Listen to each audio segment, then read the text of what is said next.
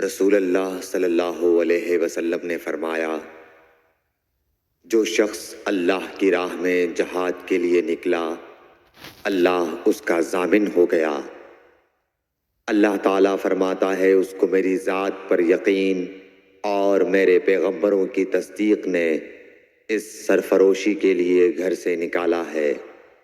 میں اس بات کا ضامن ہوں کہ یا تو اس کو واپس کر دوں ثواب اور مال غنیمت کے ساتھ، یا شہید ہونے کے بعد جنت میں داخل کر دوں۔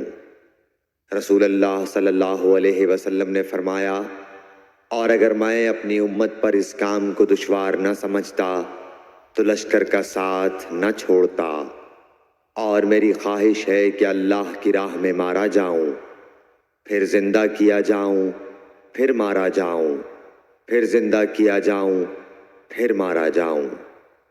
صحیح بخاری حدیث نمبر 36۔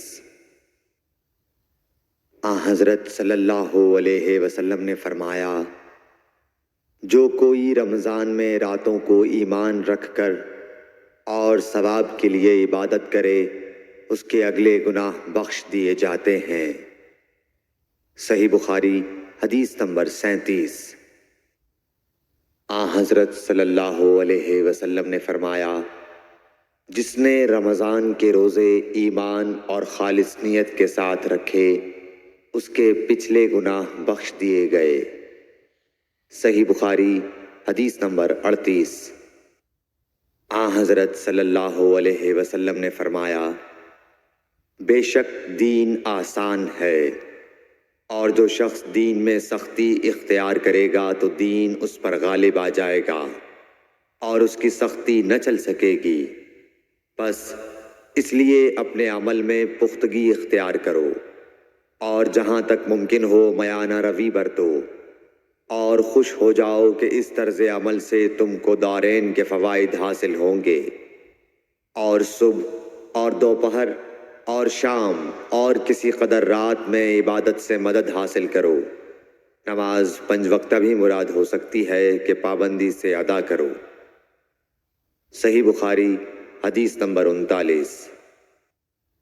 رسول اللہ صلی اللہ علیہ وسلم جب مدینہ تشریف لائے تو پہلے اپنی نانہال اترے جو انصار تھے، اور وہاں آپ نے 16 یا 17 ماہ بیت المقدس کی طرف منہ کر کے نماز پڑھی، اور آپ کی خواہش تھی کہ آپ کا قبلہ بیت اللہ کی طرف ہو۔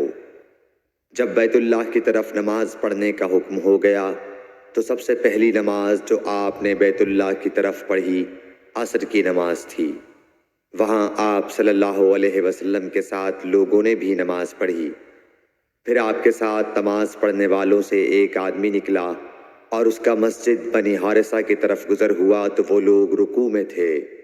وہ بولا کہ میں اللہ کی گواہی دیتا ہوں کہ میں نے رسول اللہ صلی اللہ علیہ وسلم کے ساتھ مکے کی طرف منہ کر کے نماز پڑھی ہے۔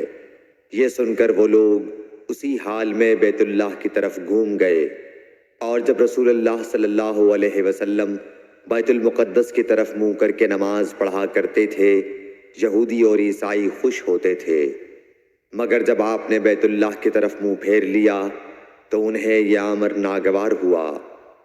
زہیر ایک راوی کہتے ہیں کہ ہم سے ابو اسحاق نے برا سے یہ حدیث بھی نقل کی ہے کہ قبلہ کی تبدیلی سے پہلے کچھ مسلمان انتقال کر چکے تھے، تو ہمیں یہ معلوم نہ ہو سکا کہ ان کی نمازوں کے بارے میں کیا کہیں۔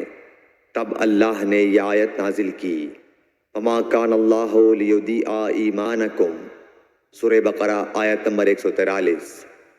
صحیح بخاری حدیث نمبر 40۔